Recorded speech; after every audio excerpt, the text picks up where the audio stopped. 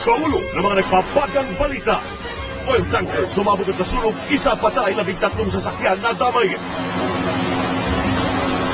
Modus na paihi, tinitingnan anggulo kaya nagkalik sa tanker. Sunog sa pabrika sa Ubandong, Bulacan, inabot na ng 3 araw. Demolisyon sa Quezon City, nauwi sa batuhan.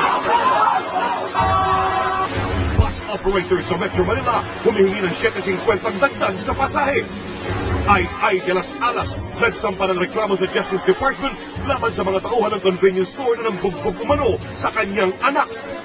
TV4 nagawa sa China at Korea, sinamsam ng National Telecommunications Commission sa mall sa Quiapo.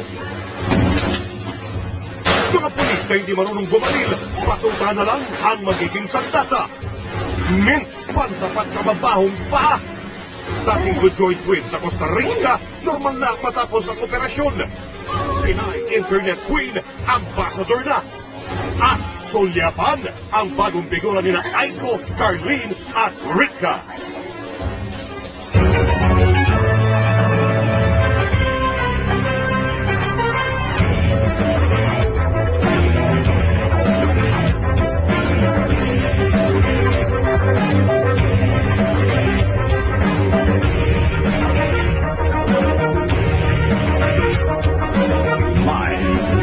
ABS-CBN News Center, Manila. Ito ang TV Patrol World. Magandang gabi, Pilipinas. Kami ang mga patrol ng Pilipino. Nagbabalita at naglilingkod sa inyo saan man sa mundo.